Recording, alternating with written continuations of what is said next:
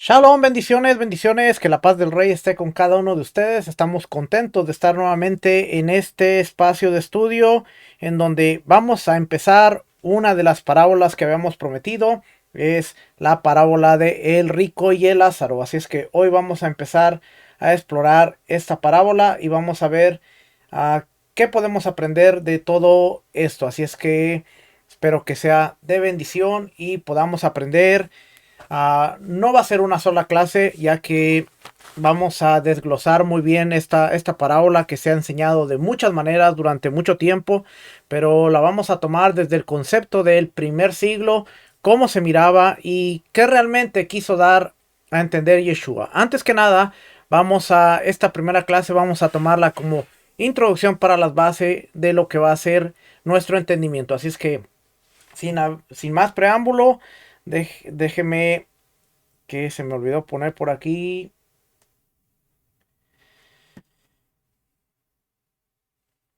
Ok. Ahora sí. Entonces tenemos aquí el hombre rico y el Lázaro. Y como todos sabemos, nosotros esta parábola se encuentra en el libro de Lucas. Pero vamos a leer un poquito.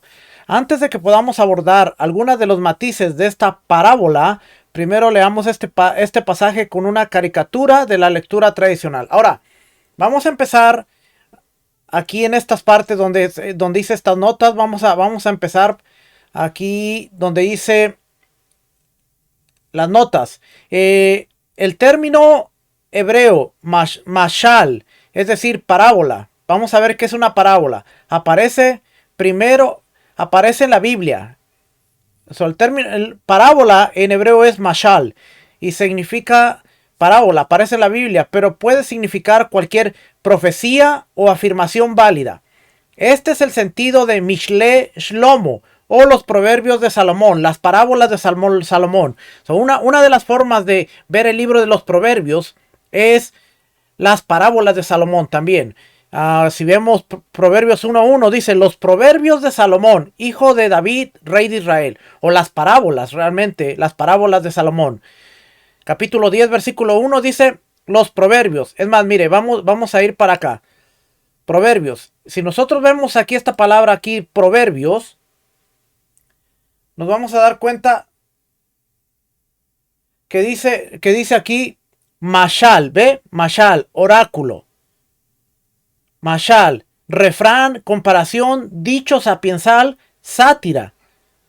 Realmente cuando nosotros vemos la palabra proverbio, dice aquí parábolas, ¿ve? Traducción en la Reina Valera, parábolas, refranes, discursos, burlas, ejemplo, escarmiento, proverbios. Por eso dice las parábolas, una de las formas de traducir este es las parábolas de Salomón, hijo del rey David. Después también si vemos en el 10 va a decir las parábolas, los dichos, los proverbios. Capítulo 25 también dice, también estos son proverbios. Todas esas es la palabra mashal. Si nosotros vamos aquí al 25.1 y buscamos aquí, nos va a dar que también es la palabra mashal. Mashal, oráculo. Y si vemos, es refrán, discurso, burla, parábola. Aquí está la palabra parábola. Déjenme ir cerrando esto porque si no me voy a llenar de un montón de cosas aquí. Entonces dice aquí, es el título hebreo del libro de los proverbios. Mishle Shlomo, los proverbios de Salomón, que son dichos sapiensales. Primera de Reyes 4:32 dice, también pronunció 3000 proverbios y sus cantares fueron 1005. Así es que realmente lo que nosotros tenemos en nuestra Biblia de los proverbios 31 capítulos y cantar de los cantares no es nada comparado a lo que nos dice Primera de Reyes, que pronunció 3000 proverbios y 1005 cantares. La profecía de Balaam se llama Mashal, también la profecía, Números 24:3. Oráculo, solo que aquí la palabra dice oráculo de Balaam, hijo de Beor, y oráculo del hombre de ojos abiertos. Si nosotros buscamos la palabra oráculo, nos va a salir también en una de las traducciones declaración, dicho, nos sale como declaración. Oráculo. El versículo 20. Continuó su profecía y dijo a Amalek las primeras naciones. Vamos a ver qué palabra usó aquí en la profecía. Aquí mira, aquí hay una notita en la Biblia que dice, tomó su parábola. Y aquí dice, continuó su profecía. Pero aquí la nota dice parábola. Si estudiamos la palabra, nos dice mashal. La misma palabra, mashal, que es refrán, discurso, oráculo. También es oráculo, ¿ve? Mashal, oráculo. Por eso en Números aparece como oráculo. Le estoy dando todo este contexto para que usted vea que cuando hablamos de parábolas, realmente tenemos que considerar todo esto. Y lo mismo ocurre con Mashal Hakadmoni, es decir, un dicho antiguo. 1 Samuel 24:13. Como dice el proverbio de los antiguos, de los malos procederá la maldad, pero mi mano no será contra ti. Aquí dice el proverbio, un dicho antiguo, o una simple profecía. Ezequiel 17:2. Hijo de hombre, propone un enigma y relata una parábola a la casa de Israel, pero realmente era una profecía, pero aquí está diciendo una parábola. Ezequiel 18:3. Vivo yo, declara el Señor Dios, que no volveréis a usar más este proverbio en Israel.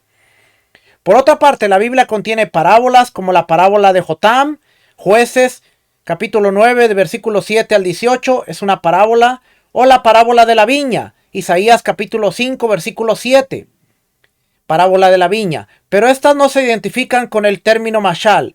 Los autores de la escritura hebrea aún no conocían el término en su sentido literario tanaítico, que esto es más adelante cuando están los rabinos. Esto viene de este libro que se llama Las parábolas de los sabios, la literatura judía de Yeshua hasta el rabino Ashi, y este es un artículo interesante que estaba yo leyendo hace ratito. Y solamente le voy a leer aquí. Esta parte de aquí se la voy a leer para que... Dice, en el Nuevo Testamento aparece el término griego parábole, es decir, parábola. Y les decía muchas cosas en parábolas, diciendo, etcétera. Mateo 13:3. La palabra es parábola. El traductor sirio tradujo parábola con pelata. En Mateo 13:3, lo que refleja su admiración ante las maravillas de la parábola. Sugerimos que la definición de mashal sea un relato que designa específicamente como mashal. Porque aquí más adelante es donde nos está dando lo que es la definición de mashal, lo que le acabo de leer.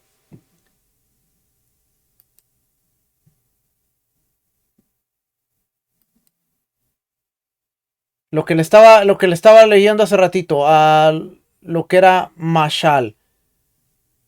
Definición de parábola, aquí está. El término mashal. Y esto es lo que le leí hace rato de aquí es donde viene. ¿Ok? Lo que es parábola. Entonces, si regreso a la parte del documento que estaba leyendo, aquí está. También tenemos esta parte de aquí. Parábolas. Esto se lo voy a leer este es el diccionario Lexham. Esto no lo ocupamos aquí. Parábolas, aspectos críticos. Del griego parábole, el hebreo mashal. Se trata de una historia o dicho que ilustra una verdad usando la comparación, la hipérbole o el símil. Esto es importante porque quiero que le estoy definiendo todas estas cosas para que vea que parábola era una hipérbole, o sea, una exageración, o era algo, muchas veces era algo en forma de un cuento, algo que se usaba como una viña para representar algo. Entonces, parábola era un dicho, era sabiduría, y no necesariamente tiene que ser una historia real o verídica. Esto es importante porque estamos hablando de Lázaro, estamos hablando del rico, y esta parábola muchas veces, porque contiene nombres, en este caso Lázaro, pero el rico no tiene nombre, se ha considerado como algo verídico, pero en el contexto de lo que era una parábola, muchas veces era una hipérbole, o sea, una exageración. Quiero seguir leyendo aquí porque dice aquí, puede ser... ¿Qué pasó aquí? No, ¿qué le hice?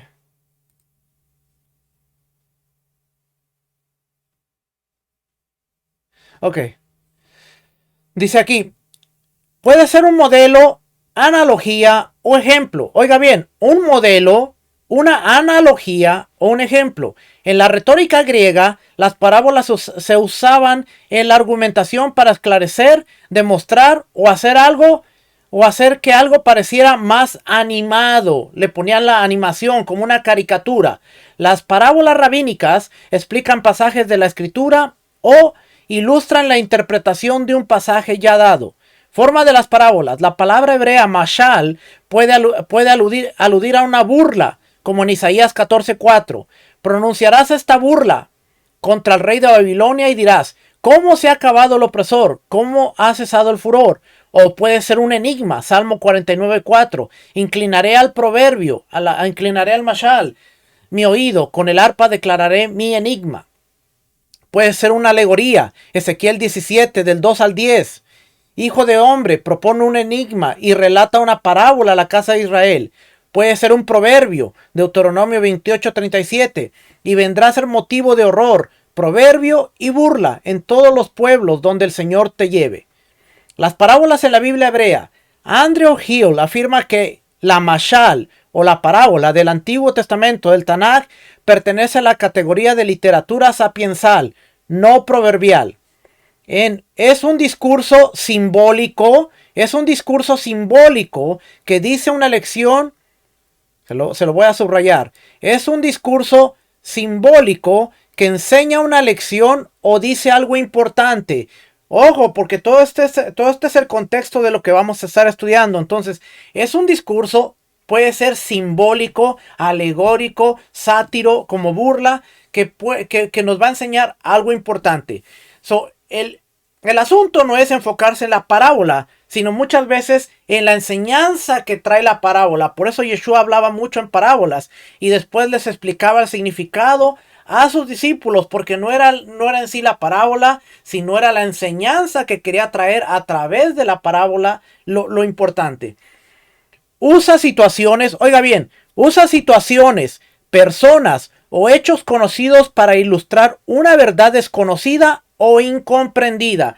Esto es importante porque yo le voy a mostrar varios escenarios a través de Lázaro y el rico, varias propuestas de Lázaro y varias propuestas también del rico. Y usted va a decir, ahora, cuando yo lea esta parábola, que ahora que yo la leo, con todo esto en mente, ahora yo puedo meterme en ese escenario y ahora puedo entender por qué Yeshua está diciendo lo que está diciendo.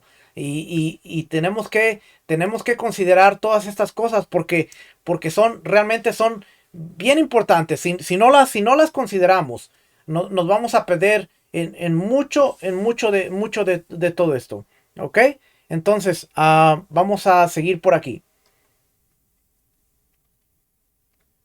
Entonces puede usar situaciones, personas o hechos conocidos para ilustrar una verdad desconocida e incomprendida. Por ejemplo, Isaías 28, del 23 al 29, que nos dice, escuchar y oír mi voz, prestar atención y oír mis palabras. ¿Acaso para sembrar se pasa arando el labrador todo el día, abriendo y rastrillando su tierra? No allana su superficie, siembra eneldo y esparce comino, y siembra trilla en hileras, cebada en su debido lugar y centeno dentro de sus límites, porque Dios le instruye y le enseña cómo hacerlo, pues no se trilla el eneldo con el trillo, ni se hace girar la rueda de carreta sobre el camino, sino que con vara se sacude el eneldo y con palo el comino. El grano es triturado, pero no se le seguirá grillando indefinidamente, debido a que la rueda de la carreta y sus caballos lo dañarán. No se triturará más. También esto procede del Señor de los ejércitos, que ha hecho maravilloso su consejo y grande su sabiduría. Esto es un dicho que la gente hubiera entendido bien.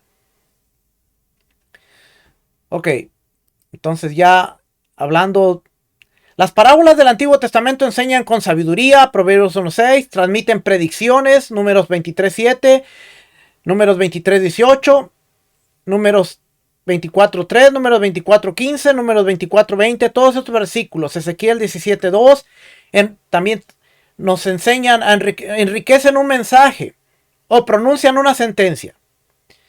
Las parábolas en los evangelios, una característica fundamental de las enseñanzas de Yeshua fue el uso de extensos símiles e historias cortas para expresar verdades espirituales. Casi la tercera parte de sus enseñanzas fue mediante parábolas. La mayoría de los estudiosos sobre las parábolas se focalizan en Mateo, Marcos y Lucas. El Evangelio de Juan se vale de metáforas más que de parábolas. Por ejemplo, Juan 10 del 1 al 6. Yeshua se identifica a sí mismo con el pastor que se ocupa de las ovejas, que es el pueblo judío. En Juan 16, el autor denomina este dicho como paroimía, a menudo traducido como una figura retórica. ¿Cuántas veces nosotros hemos considerado el Evangelio de Juan en la forma de metáforas? Porque si nosotros no entendemos todo el problema es que no estamos entendiendo estos conceptos, parábolas, metáforas, símiles, hipérboles, que se usaban tanto por los sabios del Tanakh, de la Biblia hebrea, de los profetas, el tiempo de los profetas, los sabios, y en el tiempo de los griegos, el tiempo del primer siglo. Si nosotros no entendemos que es una metáfora, Yeshua dice, yo soy la puerta. Es una metáfora, no quiere decir que realmente Él es una puerta. Él es el camino hacia el Padre. Pero Él dice, yo soy el buen pastor. Yo soy. No, ¿y por qué Él dice yo soy? Él es el Padre. Pero Él está usando una metáfora. Y en esa metáfora Él dice, yo soy la puerta. Yo soy el camino. Yo soy la verdad. Como metáfora. Yo soy las bodas del Cordero. ¿Cuántas veces no nos hemos metido en un gran problema? ¿Sabía usted que las bodas del Cordero es una metáfora? No es que va a haber unas bodas del Cordero literal. No es que nos vamos a casar con Yeshua. No es que nos vamos a casar con el Padre. Sino que es una metáfora. Una metáfora que trata de representar el matrimonio. Hubo un divorcio. Hubo una reconciliación. Se le dio una carta de divorcio. Explíqueme usted. ¿Quién tiene la carta de divorcio? El profeta dice, yo le di carta de divorcio, pero ¿quién la tiene? ¿Quién tiene la carta de divorcio que le dio a Israel? Es una metáfora, es algo simbólico. Los desechó y dice, le di carta de divorcio, pero en esa carta de divorcio como metáfora te hace entender que el Padre los rechazó, pero que ahora los va a volver a traer a Él para que vuelvan a ser su esposa, pero no se va a casar con ella. Y por eso no, pero explícame entonces, nos casamos con Yeshua, nos casamos con el Padre, nos casamos con quién, con nadie, porque es una metáfora. Pero si no entendemos metáforas, no entendemos parábolas, no entendemos hipérboles, no entendemos símiles, que es en lo que está escrito en la Escritura. Por eso después andamos inventando cuánta cosa por ahí. Entonces, para mí este término incluye muchos tipos de expresiones figurativas. La parábole o la paroimía son diferentes una de la otra. La paroimía puede ser más enigmática que la parábola. Por eso Juan habla en paroimías, que es algo más enigmático, más místico. El Evangelio de Juan es algo más en el nivel sod místico. La historia de la interpretación, los intérpretes de las parábolas de Yeshua de la iglesia primitiva las veían como alegorías. Oiga bien, alegorías. Solían atribuirle un significado a cada objeto y a cada persona de la parábola. Yeshua le asignó un significado a varias personas y objetos al explicar algunas de sus parábolas. Por ejemplo, Mateo 13 del 36, el trigo y la cizaña. Marcos 4 del 13 al 20, el sembrador que sembró el camino, la semilla que cayó en piedras, cayó en espinas.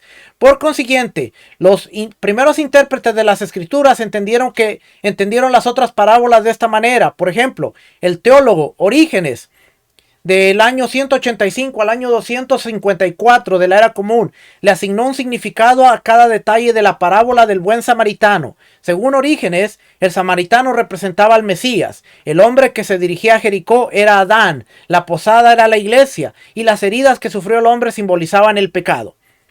Esta era la forma que la interpretaban los padres de la iglesia, que no tenía nada que ver realmente con el significado, pero ya estamos viendo cómo le daban su interpretación. Durante la Reforma, Lutero y Calvino prefirieron una interpretación más literal de las parábolas sin atribuirle a cada detalle un concepto metafórico o simbólico.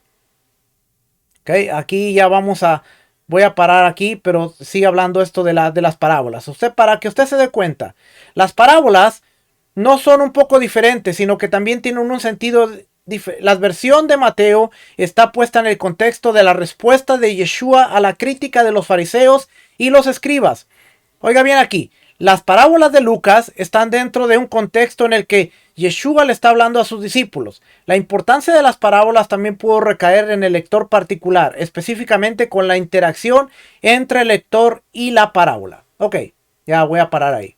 Todo esto era para definirle lo que es esta parábola. Entonces, primero vamos a leer esto con una caricatura, una lectura tradicional. Leemos: había un hombre rico que se vestía de púrpura y lino fino y hacía espléndidas comidas todos los días. Esto lo encontramos en Lucas 16:19. Después dice: la historia comienza con la descripción de un hombre rico. En la versión vulgata, la vulgata latina, se le dio el nombre de Dives, pronunciado Dives, que significa hombre rico. Ojo, aquí no se nos dice que sea pecador, solo nos dice que es un hombre rico. No nos menciona que es pecador. Entonces no tenemos ningún indicio de que este hombre haya pecado, pero después lo encontramos que está en el Hades, en el Seol. Pero si usted lee, dice: había un hombre rico que se vestía de púrpura y lino fino y hacía espléndidas comidas todos los días. No le dice nada más, no le da detalles. Había un mendigo llamado Lázaro que estaba tendido a su puerta lleno de llagas. Lucas 16:20. A continuación, Yeshua presenta a un personaje pobre llamado Lázaro. No se nos dice que Lázaro es una persona particularmente justa, solo nos dice que es pobre. Es la única vez en el Brit Hadashah, en el Nuevo Testamento, que a un personaje de una parábola se le da un nombre, lo que hace que la mayoría de los lectores tradicionales crean que es una indicación de que no se trata de una parábola, sino de un evento histórico.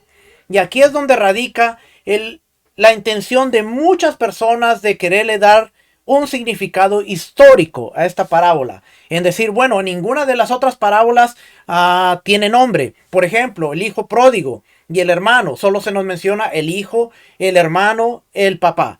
La mujer que perdió la moneda, no se nos dice el nombre. El hombre de las ovejas. En ninguna de las parábolas, el rey, los siervos. Usted va a encontrar un sinnúmero de parábolas que no tienen nombre. Esta es la única vez que se nos dice y se le da nombre a una persona solamente.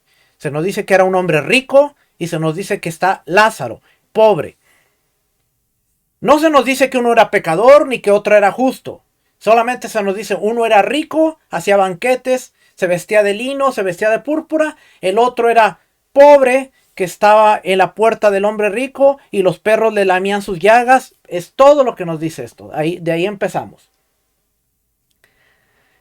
Deseando saciarse con las migajas que caían de la mesa del rico, además vinieron los perros y le lamieron las llagas.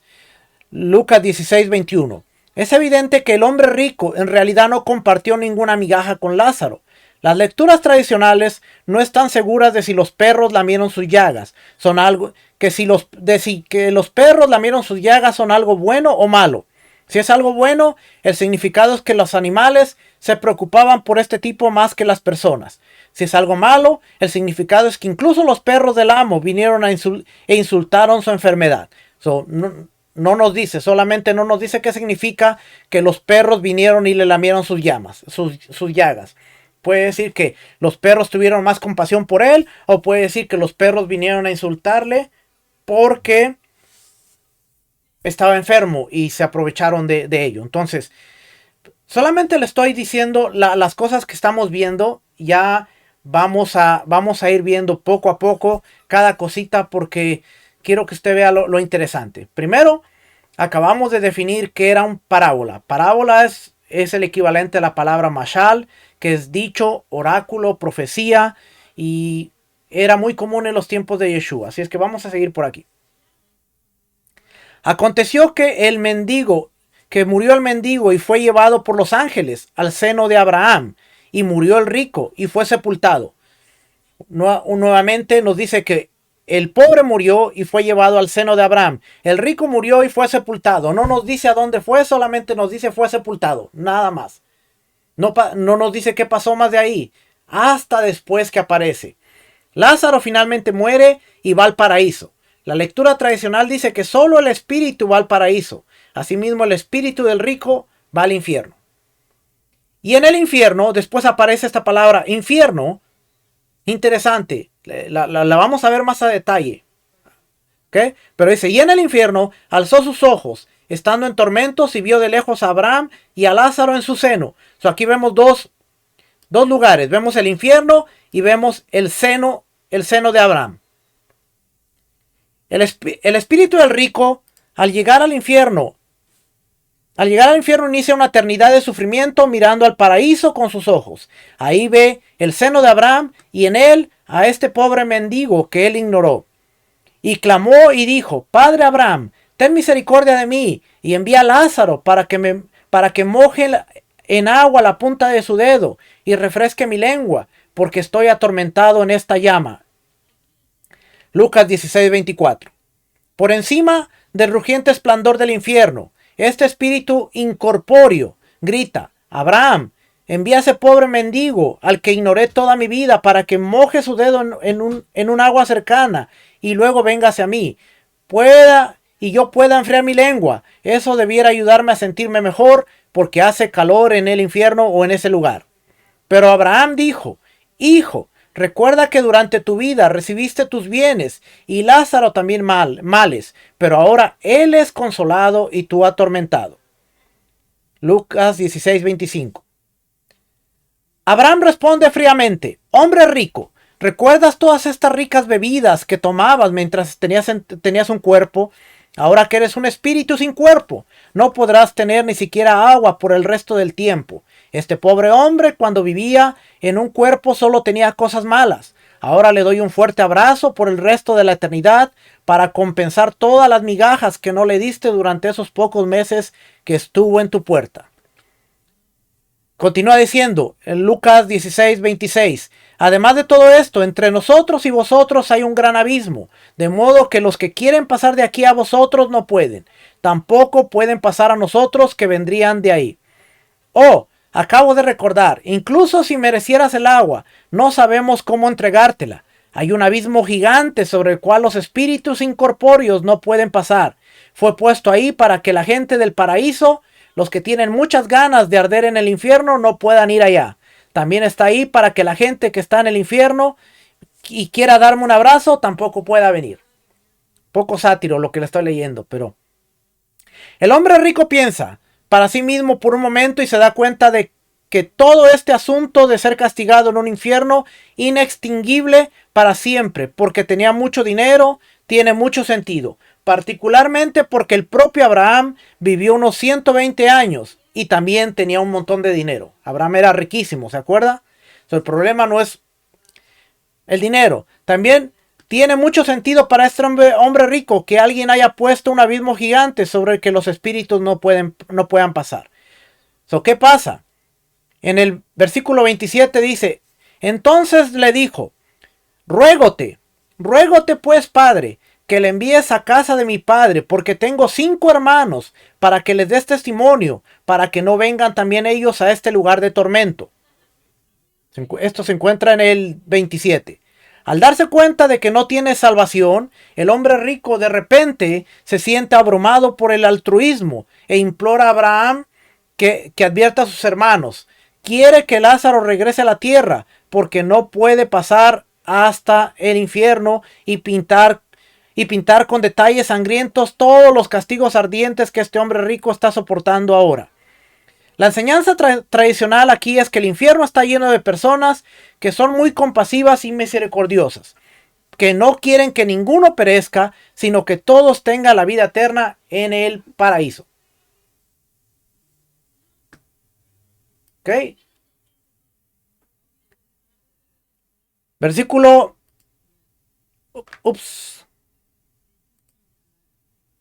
Versículo 29 dice, Abraham le dijo, a Moisés y a los profetas tienen, que los escuchen. Abraham dice, ¿por qué necesito enviar a Lázaro para advertirles acerca de cómo es realmente el infierno?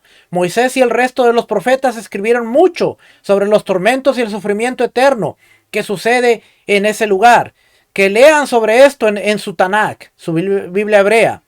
La enseñanza tradicional aquí es que el paraíso está dirigido por este viejo intratable llamado Abraham, a quien no le importa que la gente esté en el camino a la destrucción. Si no leen el Tanakh, entonces con razón merecen arder en el infierno para siempre. Buen viaje. Si no la leen, buen viaje. El hombre le dice, versículo 30, no, padre Abraham, pero si alguno de entre los muertos va a ellos, se arrepentirán. Ojo a lo que estamos leyendo, porque después le va a hacer mucho sentido. El hombre rico responde, padre Abraham, estás muy equivocado. Si ven aparecerse un fantasma o alguien que regresó del mundo de los muertos, especialmente si alguien que reconocieron que vino del paraíso y les explica que irán al infierno, al igual que su hermano, y ese infierno está lleno de todo este fuego y serán atormentados para siempre, creerían en un instante.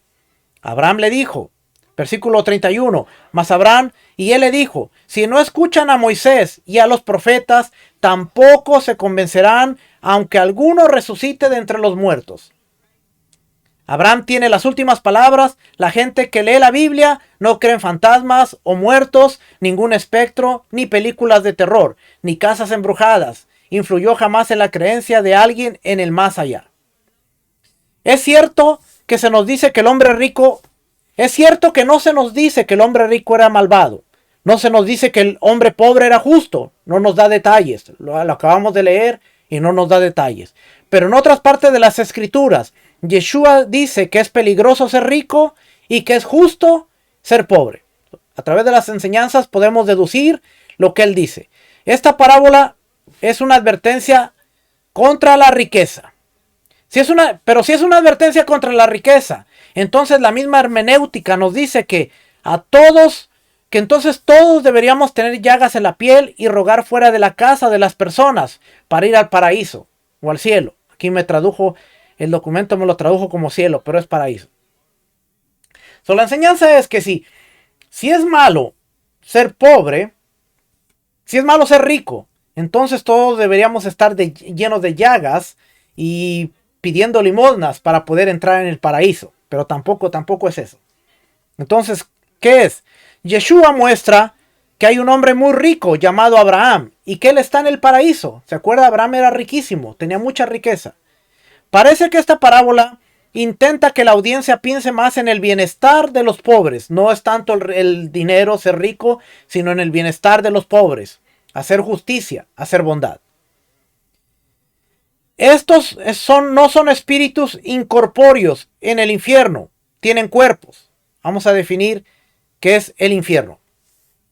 ¿Okay? Infierno. Este es el sumario teológico Lexham. Lo voy a abrir ahí.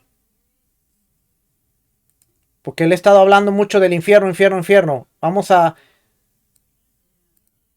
ver. Dice aquí, según la enseñanza bíblica, el infierno es el estado donde los que no tienen fe en el Mesías son consignados para sufrir eternamente. Y aquí encontramos la doctrina de las cosas. Encontramos aquí vida después de la muerte. Se encuentra el paraíso, cielo, infierno, el destino de los no evangelizados y el purgatorio. Esto es lo que nos dice este diccionario teológico. El término infierno es una palabra que proviene del latín, es una palabra latina. Sin embargo, en inglés, hell es un término anglosajón, posiblemente de origen nórdico. Al parecer originalmente tenía que ver con los gobernadores mitológicos del inframundo germánico. De ahí es donde viene la palabra infierno en inglés. Por este motivo llegó a convertirse en una palabra que se refería al inframundo. Posteriormente, infierno, hell, pasó a ser la palabra con la que habitualmente se traducían los términos bíblicos, que era Gehenna y a menudo Sheol. Los términos que aparecen en la Biblia realmente son Gehenna, que es Ben Hinnom o el Valle de Hinnom, y el Sheol. Estos dos lugares son los que se encuentran en la Biblia hebrea. Si yo voy aquí, Gehenna, Y voy a este diccionario. Vamos a ver qué dice. Gehenna, esta es la palabra griega para referirse al infierno, utilizada en el Nuevo Testamento. Una transliteración del valle de Hinón. Gay Hinón. Ve, es un valle que se encuentra donde está el templo. De hecho, hay 3 valles donde está sentado el templo y hacen una shin. El valle que está al lado norte, que baja, ese es el valle de Hinón. Y en ese valle de Hinón era donde se quemaba la basura. En los tiempos de Yeshua era donde se quemaba la basura.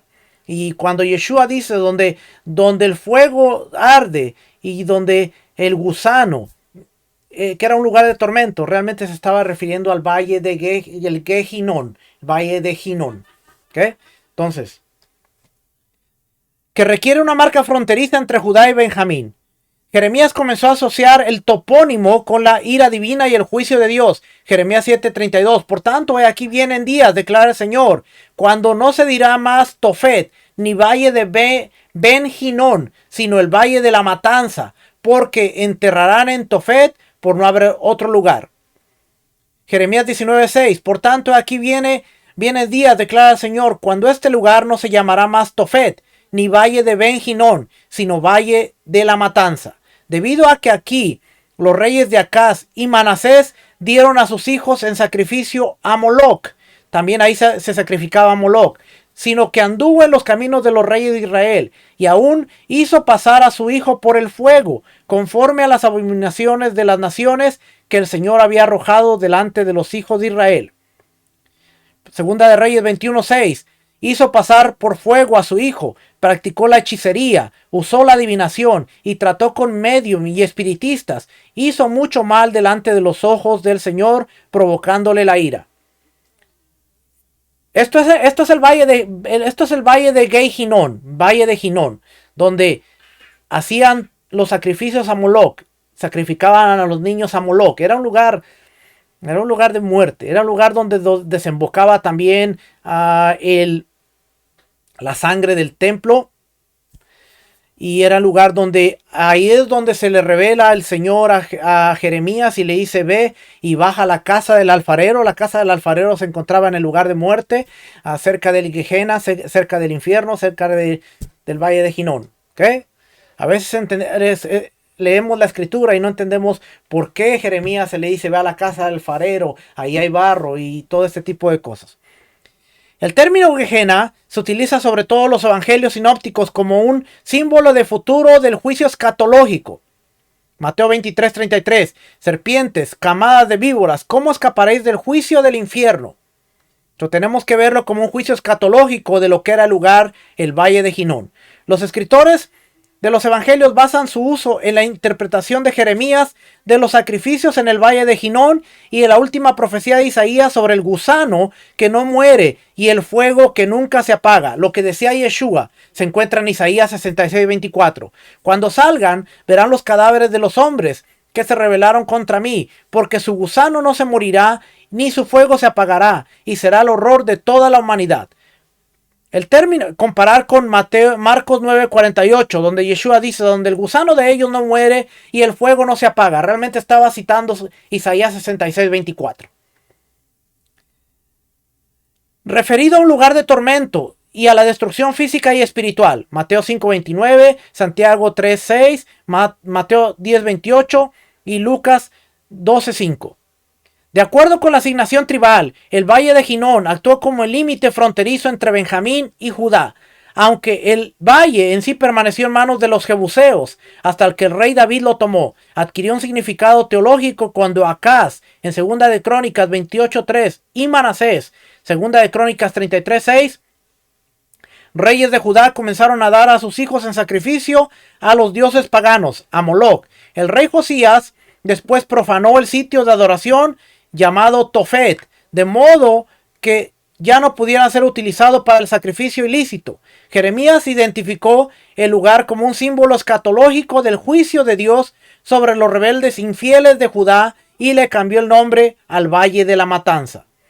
El tema del Valle Maldito se reanuda y se desarrolla en la literatura extrabíblica como el lugar del juicio eterno, pero localizado, que lleva el nombre de Gehenna. en segunda de Baruch 59:10, 85:13, segunda de Esdras 7:36, Isaías 66:24, una tradición paralela al juicio escatológico. Jeremías declara, su gusano nunca morirá, ni su fuego se apagará.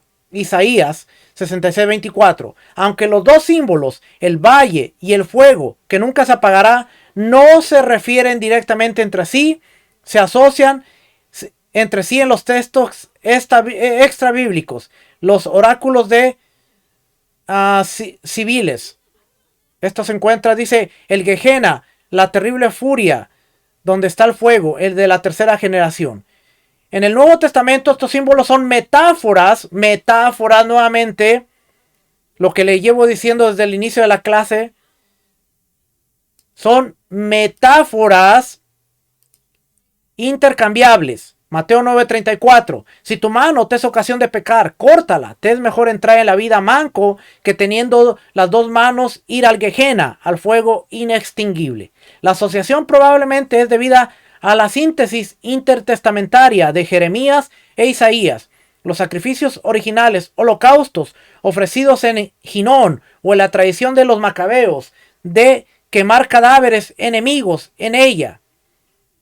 No es probable la idea de que se haya generado esta asociación debido a que su ciudad quemaba su basura ahí. Esta es una tradición posterior registrada únicamente en la Edad Media por el rabí David Kimhi. Ok, ya, no le voy a leer más. ¿Dónde le estaba leyendo? Ya no me acuerdo dónde estaba leyendo. De tantos recursos que tengo abiertos aquí, creo que era aquí. Entonces, ya vimos aquí, dice, y a menudo el Sheol. Esto lo voy a definir más tarde, no se lo voy a leer ahorita, Sheol. En la versión inglesa de la King James, las traducciones modernas de la Biblia en inglés y en español tienden a traducir la palabra infierno para Gehenna, pero ya le expliqué qué es Gehenna. Gehenna es un valle, pero se traduce como infierno. Pero dejan Seol sin traducir. El Nuevo Testamento, siguiendo el ejemplo de la Septuaginta, a menudo traduce Seol por Hades. Este es un término prestado del inframundo mitológico griego. Bueno, tengo que definirle Sheol, para si no, no va a entender lo que vamos a hablar ahora. Sheol. ¿Qué es el Sheol? Sheol es el antiguo reino hebreo de la muerte. En la Biblia, Seol o Sheol es la palabra más común para referirse al más allá. Aparece 65 veces en el Tanakh, en el Antiguo Testamento. Los pasajes bíblicos son la única fuente de información acerca del Sheol. Las referencias al Sheol en el Tanakh incluyen Génesis 37:35. Jacob desea acompañar a José en la muerte diciendo, ¿descenderé enlutado a mi hijo hasta el Sheol o el lugar de los muertos? Salmo 12:23. David denomina el lugar desde donde no se puede volver cuando llora a su hijo. Salmo 12:23. Pero ahora que ha muerto, ¿por qué he de ayunar cuando murió el hijo con Betsabé? ¿Podré hacer que vuelva? Yo iré a él, pero él no volverá a mí. Él dice, yo moriré, tarde o temprano yo moriré. Se desconocen los orígenes de la palabra Sheol, pero dos teorías destacadas son la palabra Shin, Aleph, Hei, que quiere decir una tierra desolada o literalmente la no tierra o sin tierra. Es lo que significa sin tierra o tierra desolada o lugar. Y el verbo shel, Shin, Aleph, Lamed, que significa preguntar o interrogar.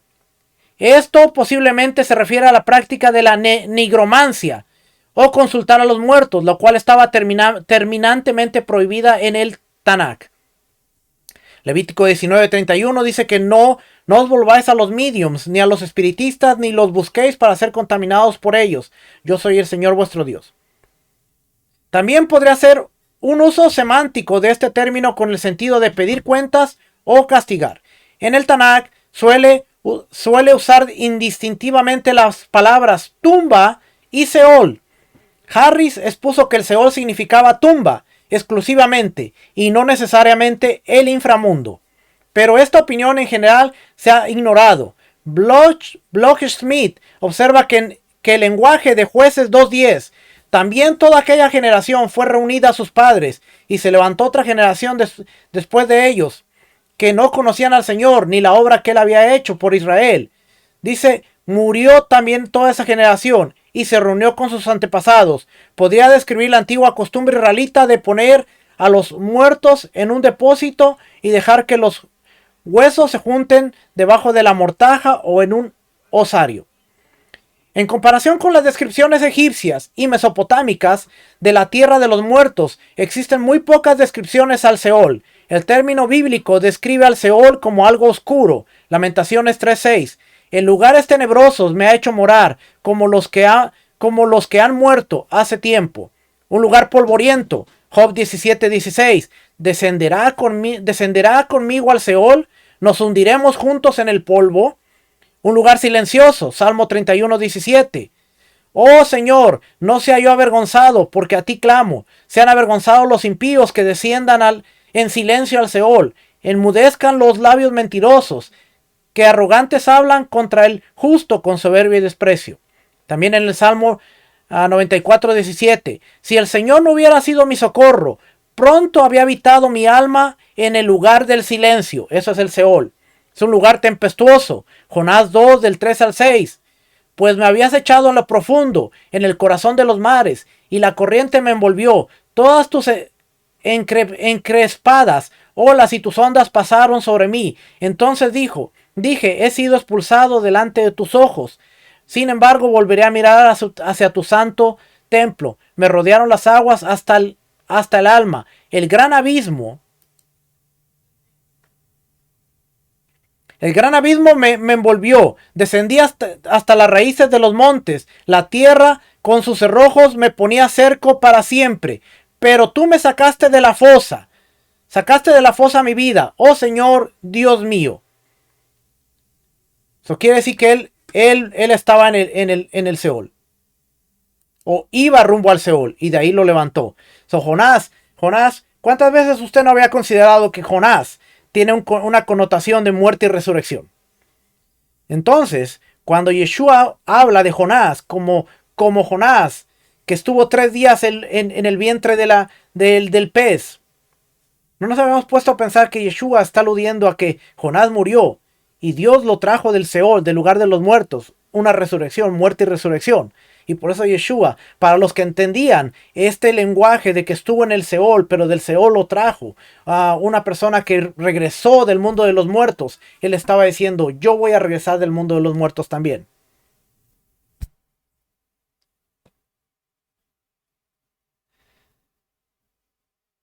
Varios pasajes mencionan que el Seol tiene puertas. Isaías 38:10. Yo dije, a la mitad de mis días he de entrar por las puertas del Seol. Se me priva del resto de mis años.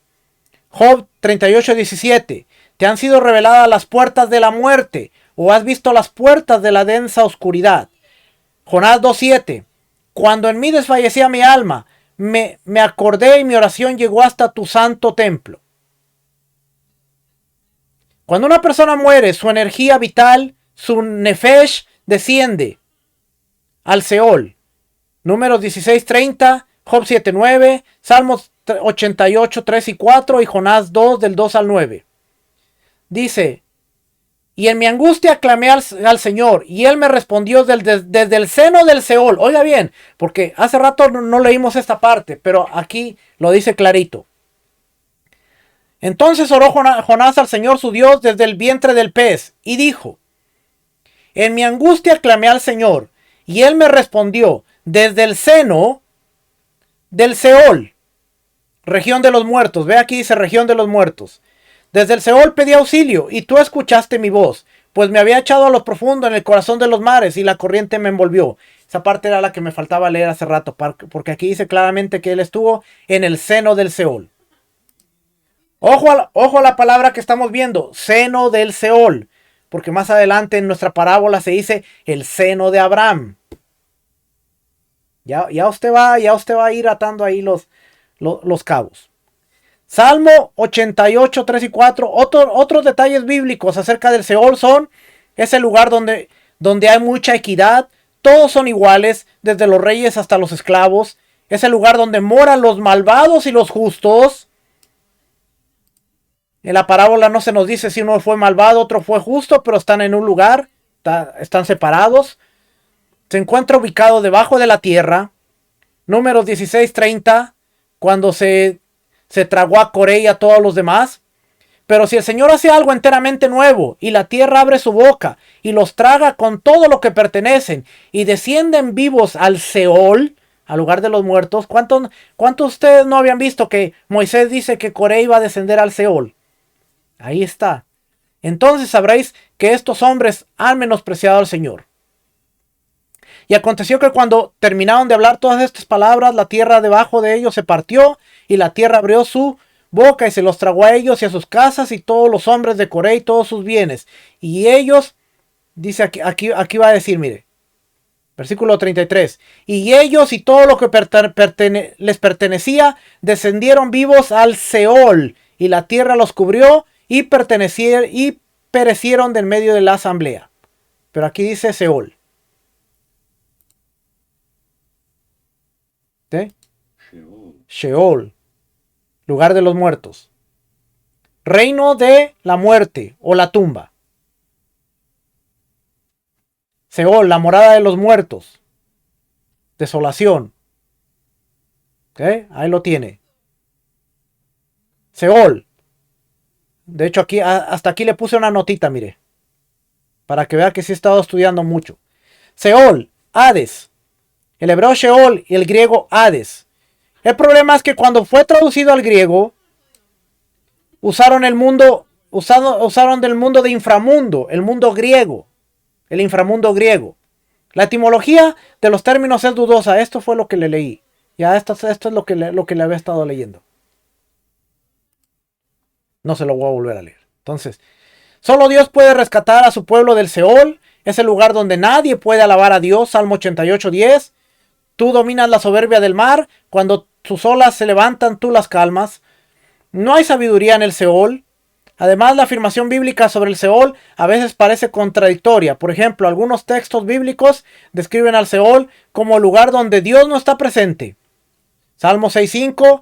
Porque no hay memoria en la muerte, memoria de ti. En el Seol, ¿quién te alabará? Salmo 88:5. Abandonado entre los muertos, como los caídos a espada que yacen en el sepulcro, de quienes ya no te acuerdas y que han sido arrancados de tu mano. Salmo 88, del 10 al 12. Harás maravillas a los muertos, se levantarán los muertos y te alabarán. Se hablará de tu misericordia en el sepulcro y de tu fidelidad en el Abadón. Se darán a conocer tus maravillas en las tinieblas y tu justicia en la tierra. Mientras que en otros textos de la Biblia especifican que Dios incluso llega hasta el Seol. Amós 9:2 dice, aunque caben hasta el Seol, de ahí los tomará mi mano, y aunque suban al cielo, de ahí los haré bajar. Salmo 139:8 dice, si subo a los cielos, ahí estás tú. Si en el Seol preparo mi lecho, ahí estás tú. Entonces, aquí en estos versículos dice que Dios también está presente ahí. El término bíblico en hebreo se refiere a los moradores del Seol como los refaitas o las sombras, Refaim. Isaías 26:14. Los muertos no vivirán, los espíritus no se levantarán, pues los castigaste y destruiste y has borrado el recuerdo de ellos. Y aquí sigue todo esto. En la Septuaginta, la versión en griego, la palabra Sheol muchas veces se traduce como el Hades, la cual se refiere al inframundo de la mitología griega. Este fue el gran problema. Que cuando hicieron la traducción, no encontraron un lugar o una palabra para traducir Seol como lugar de los muertos. Y utilizaron lo que era la mitología griega como el inframundo. En el Nuevo Testamento, el Hades se parece al Seol, en que las personas deben descender hacia dos lugares, y en el que de ambos lugares es imposible escapar. La principal diferencia entre el Hades y el Seol es que solamente los malvados van al Hades, como 1 de Pedro 3:19, en el cual también fue y predicó a los espíritus encarcelados. Los tormentos del Hades, luego llamado infierno, no se detallaron de manera minuciosa hasta la era post-bíblica. O sea, más adelante. Esto se desarrolló ya después con el cristianismo, catolicismo y más adelante. ¿Ok? Y ahí está la bibliografía de donde sale este artículo para que vea que cada que nosotros leemos un artículo, por ejemplo, aquí está Shades of Seoul, la muerte y la muerte y la vida después de la muerte en el Antiguo Testamento. Los problemas en estudiar el lenguaje del Antiguo Testamento. Son muy buenos estos artículos, porque nos ayuda a entender un poquito más, pero vamos a regresar aquí. Entonces, eso era el infierno. Pero en este lugar se nos dice que tienen cuerpos. Se enumeran muchas partes del cuerpo, se enumeran aquí. El hombre rico levanta unos ojos que no debería tener porque es un espíritu. Y ve el seno de Abraham, que no debería tener. Abraham no debería tener un seno, un pecho. Más tarde propone que Lázaro moje el dedo, que se supone que no debe tener un dedo. Enfríe la lengua del hombre rico, se supone que no debe tener lengua. ¿Son estas partes del cuerpo literales o son símbolos? Si son símbolos, ¿qué más en esta parábola es simbólico? Todas estas preguntas nos tenemos que hacer porque estamos lidiando con una parábola que mucha gente dice es una historia real. Y es la historia del infierno. Y si tú no crees, mira, te vas a ir ahí, te vas a quemar y te vas a estar ahí. Pero, ¿esto es literal o es... ¿Qué nos dice la Biblia? Bueno, la Biblia nos dice que realmente el espíritu se une con el cuerpo hasta que sucede la resurrección. La resurrección ocurre en Daniel 12:13. Mas tú sigue hasta el fin, descansarás y te levantarás para recibir tu heredad al fin de los días. ¿Cuándo es que el espíritu se junta con la carne? Al fin de los días. Juan 6:39. Y esta es la voluntad de todo el que me envió, que de todo lo que él me ha dado no se pierda nada, sino que lo resucite en el día final. Porque esta es la voluntad de mi Padre, que todo el que ve al Hijo crea en él y tenga vida eterna, y yo mismo lo resucitaré en el día final. So, habla de una resurrección cuando serás levantado del cuerpo. Nadie puede venir a mí si no lo trae el Padre que me envió, y yo lo resucitaré en el día final. Versículo 54. El que come mi carne y bebe mi sangre tiene vida eterna, y yo lo resucitaré en el día final. Juan 11:24. Marta le contestó, yo sé que resucitará en la resurrección, en el día final. Cuando le pregunta, su hermano Lázaro ha muerto. Y él dice, Marta dice, yo sé que él resucitará, yo sé que él volverá a la vida en el día final. Para que usted vea que ellos sabían y entendían que iba a haber una resurrección. Primera de Tesalonicenses 14:17. Si lo tengo que hablar porque está largo. Porque si creemos que Yeshua murió y resucitó, así también Dios traerá con él a los que durmieron en Yeshua. Por lo cual os decimos esto en palabras del Señor, que nosotros, los que estemos vivos y que permanezcamos hasta la venida del Señor, no precederemos a los que durmieron. Aquí sería un sinónimo de a los que están en el Seol, lugar de los muertos. Pues el Señor mismo descenderá del cielo con voz de mando, con voz de arcángel y con la trompeta de Dios, y los muertos en el Mesías se levantarán primero. Va a haber una resurrección, quiere decir que los muertos van a tener espíritu nuevamente. El último día aún no ha llegado, porque los hermanos del hombre rico todavía están deambulando. O sea, todavía no ha llegado. Así es que los hermanos el abismo no estaba ahí para impedir que las personas en el seno de Abraham quieran ir y sufrir en el infierno. Es para evitar que ministren a los que sufren en el infierno. Abraham parece bastante ambivalente acerca de ayudar al hombre rico. Lázaro tampoco parece tomar ninguna iniciativa. Si el hombre rico está siendo castigado eternamente por no preocuparse por el bienestar de los demás, ¿qué están haciendo Lázaro y Abraham en el paraíso? Si uno está en tormento, entonces ¿qué están haciendo los otros dos, Abraham y Lázaro, en el paraíso? No nos dice, solamente nos dice están en el seno de Abraham. Se supone que Lázaro no describe el infierno. Lázaro tiene como objetivo advertir a los hermanos que se preocupen por los pobres. Eso es lo que quiere decir con para testificarles, para que no vengan también ellos a este lugar de tormento. Sobre esto advierte el Tanakh, advierte la Torá, de que hay que preocuparse por los pobres y hay que hacer justicia y bondad. Si vamos a prepararnos para la otra vida según las instrucciones del Tanakh, entonces nuestra visión de lo que sucede después de la muerte también debería ser coherente con el Tanakh. Empodera las relaciones, permite a las personas conocerse verdaderamente y construir las relaciones más profundas y significativas. Esto es lo que nos enseña el Tanakh y la Torá. Fomenta el respeto mutuo. Cuando las personas se expresan honestamente y son escuchadas, se establece un ambiente de respeto mutuo. El hombre rico y Lázaro, Hades y el seno de Abraham. Ya le hablé por 1 hora acerca de todo esto. En el Tanakh, el lugar llamado Seol se describe como el receptáculo común tanto para los justos como para los malvados. Esto ya me había adelantado y se lo había leído. Cuando quiero que salgan en un lugar, no salen. ¿Okay? Esto fue lo que leímos. Esto fue lo que leímos de aquí, la Seol. Esto ya lo leímos. Los justos como los malvados van ahí cuando mueren. Los malvados. Números 16:30. Coré y su familia. Salmo 9:17. Los impíos volverán al Seol. Todas las naciones que se olvidan de Dios también están en el Seol. Son los malvados. Los justos. Génesis 37:35. Y todos sus hijos y todas sus hijas vinieron para consolarlo. Pero él rehusó ser consolado. Y dijo, ciertamente enlutado bajaré al Seol por causa de mi hijo. Y su padre lloró por él. Jacob era justo y está diciendo que va a ir al Seol. Génesis 42:38. Pero Jacob dijo, mi hijo no descenderá con vosotros, pues su hermano ha muerto, y me queda solo él. Si algo malo le acontece en el viaje en que vais, haréis descender mis canas con dolor al Seol. Primera de Reyes 2:6. Haz pues conforme a tu sabiduría, y no permitas que sus canas desciendan al Seol en paz. Este es David, diciéndole a Salomón.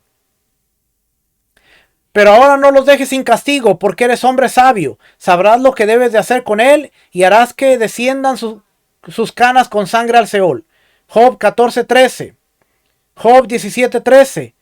Salmo 9:17. Salmo 31:7.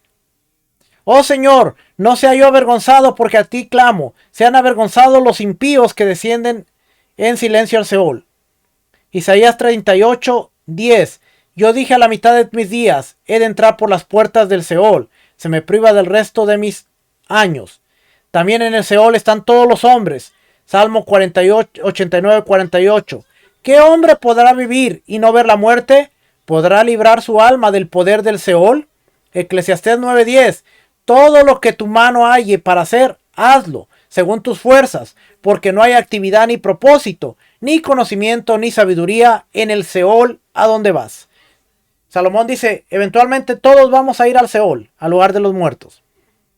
Yeshua, en el Salmo 16:10 dice, pues tú no abandonarás mi alma en el Seol, ni permitirás a tu santo ver corrupción. Esto es David escribiendo del Mesías, cuando dijo que el Mesías iba a ir al Seol. Y usted dirá, ¿pero cómo? Porque aquí David está hablando y dice, pues tú no abandonarás mi alma en el Seol, ni permitirás a tu santo ver corrupción.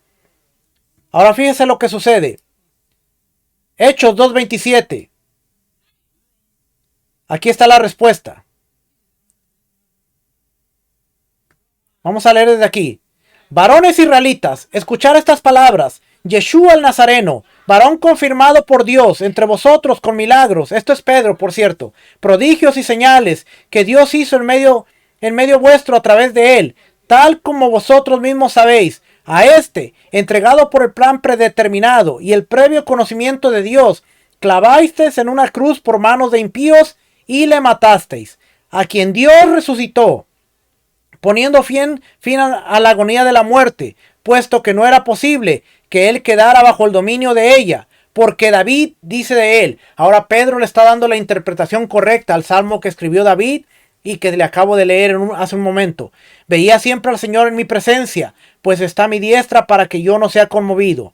Por lo cual mi corazón se alegró y mi lengua se regocijó, y aún hasta mi carne descansará mi esperanza. Pues tú no abandonarás mi alma en el Hades. Ve que aquí ya no dice Seol, dice Hades, porque ya está en griego. Ni permitirás que tu santo vea corrupción. Me has hecho conocer los caminos de la vida, me llenarás de gozo con tu presencia. Hermanos, dice Pedro, hermanos, del patriarca David os puedo decir confiadamente que murió y fue sepultado, y su sepulcro está entre nosotros hasta el día de hoy. David sigue estando en el lugar de los muertos. Pero siendo profeta y sabiendo que Dios le había jurado sentar a uno de sus descendientes en su trono, miró hacia el futuro y habló de la resurrección del Mesías, que ni fue abandonado en el Hades, en el Seol, ni su carne sufrió corrupción, porque su cuerpo fue incorruptible. A este Yeshua resucitó Dios de lo cual todos nosotros somos testigos. Yeshua estuvo en el Seol, que aquí nos dice Hades, y aquí nos dice la región de los muertos, y la palabra en hebreo sería... Es más, vamos a ver aquí. Vamos a ver Hades, reino de los muertos, abismo, infierno, pero vamos a ver si nos da la Septuaginta. Traducciones de la Septuaginta. Aquí lo tiene. Seol. Ve que no estoy tan loco. Ve. Esta palabra griega, Hades, es la traducción de la Septuaginta como Seol. Aparte de otras, como por ejemplo esta que es Mawet. Mawet, muerte. Pero la mayoría es esta, Seol.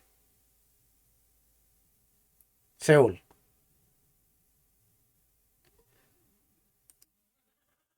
Entonces Yeshua estuvo en el Seol. Lo acabamos de ver. Una vez que un hombre va al Seol, no vuelve a subir hasta la resurrección en el juicio. De acuerdo a Job 7:9, como una nube pasa, se desvanece y pasa, así el que desciende al Seol no subirá, y no volverá más a su casa, ni su lugar lo verá más. Job 14, así el hombre yace y no se levanta hasta que los cielos ya no sean. No se despertará ni se levantará de su sueño. Él está durmiendo. O si me escondieras en el Seol, si me ocultara hasta que tu ira pasara, si me pusieras un plazo y de mí te acordaras, si el hombre muere, volverá a vivir. Todos los días de su batallar esperaré hasta que llegue mi relevo. El Seol es un lugar silencioso, ya lo leímos. No hay conocimiento en el Seol, no hay alabanza en el Seol. El Seol es un lugar donde el cuerpo va y no hace nada hasta que resucite corporalmente en el último día o el día del juicio. Para obtener más información sobre el Seol judío, consulte la enciclopedia judía. Leemos esto y aquí terminamos. Esta nota aquí es de la enciclopedia judía. Esta es la enciclopedia judía y dice Sheol. Tengo traducción, para que estoy ahí batallando, ¿va?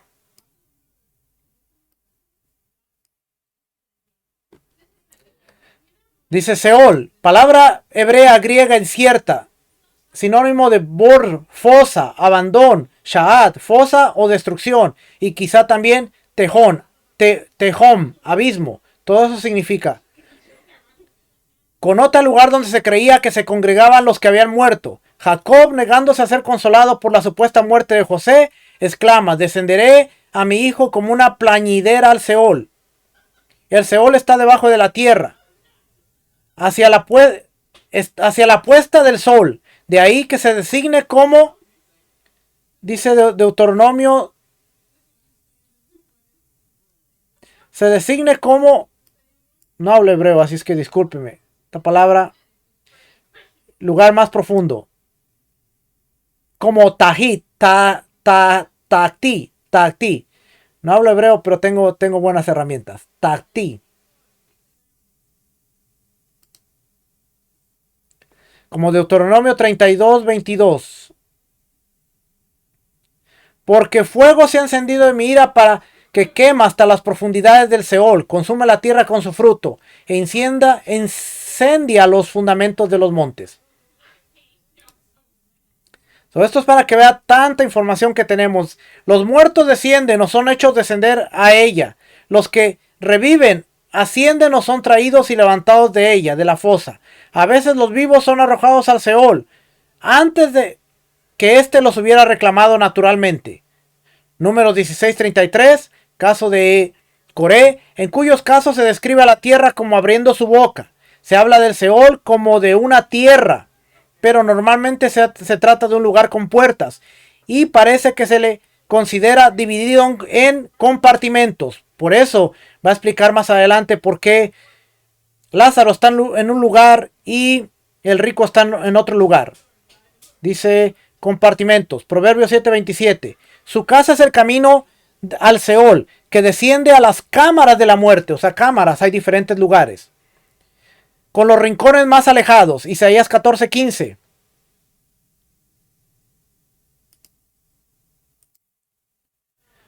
Isaías 14:15. Sin embargo, ha sido derribado al Seol, a lo más remoto del abismo. Ezequiel 32:23. Sus tumbas están en las partes más profundas de la fosa, y su multitud está alrededor de su tumba.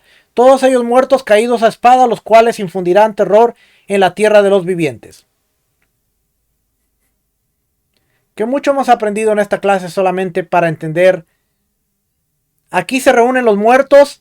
Ezequiel 32, Isaías 14, Job 30:23, sin distinción de rango o condición. Se reúnen los ricos y los pobres, los piadosos, los malvados, los viejos, los jóvenes, el amo, el esclavo.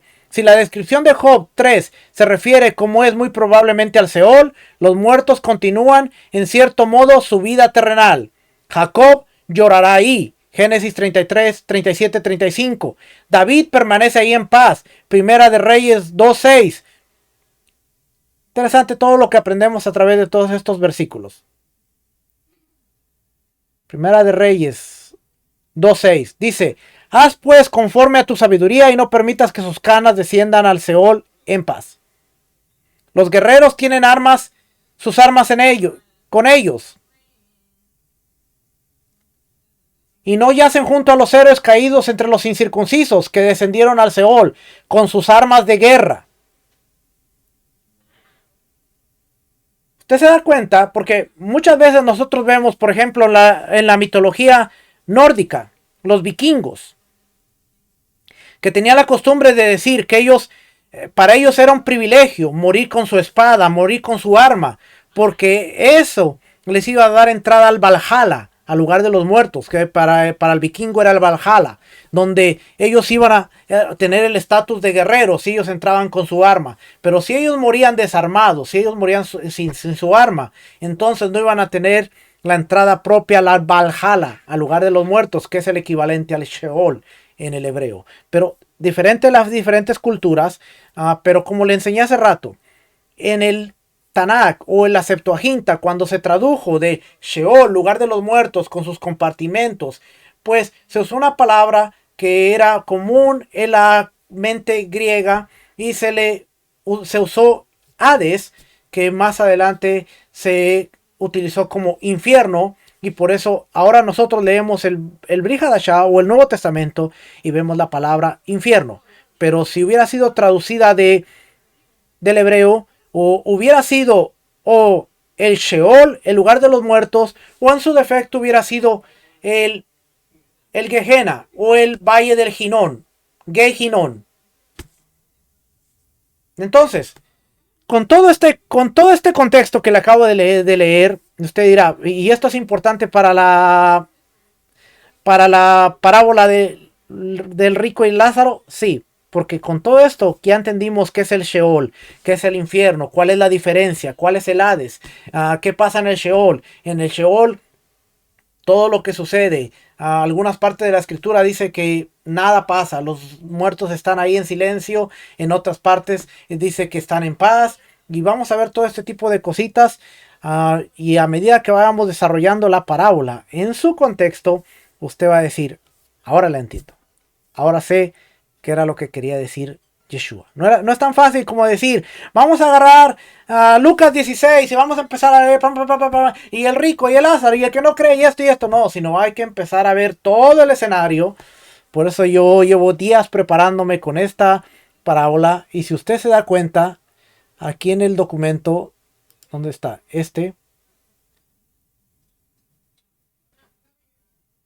La próxima semana vamos a hablar acerca de traducciones del Nuevo Testamento. Aquí vamos a hablar de el Hades, que ya lo tocamos. Vamos a ver la mitología griega. ¿Okay? Todo esto. Y entonces vamos a ver qué creían los judíos en la época de Yeshua acerca del seno de Abraham. Y una vez puesto todos estos elementos, vamos a empezar a ver las parábolas que están antes del rico y el Lázaro, las que están después, quién era la audiencia, quiénes estaban presentes y por qué Yeshua dijo lo que dijo en el momento que lo dijo. Y usted, créame que cuando al final de todo esto vamos a leer la parábola o usted va a leer la parábola y usted va a decir, ahora lo entiendo, ahora lo entiendo, ahora sé.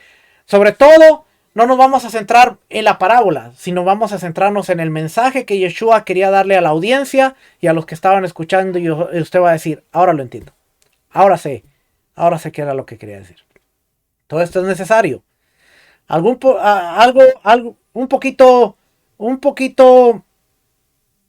aburrido para los que no les gusta leer y ver recursos y todo, porque a los que les gustan las cosas así de dámela ya, pues es un poquito teórico, pero para usted y yo que somos bereanos, que nos gusta ver de dónde sale la información y nos gusta entender el por qué, estamos poniendo un fundamento sólido para poder entender mejor la parábola.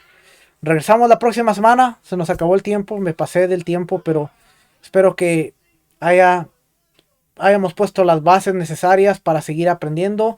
Próxima semana seguiremos y entonces la desarrollamos y vamos a aprender muchas cosas sobre esta parábola. Que el Eterno les bendiga, el Eterno les guarde. Nos vemos la próxima semana para seguir aprendiendo juntos. Shalom, bendiciones, shalom.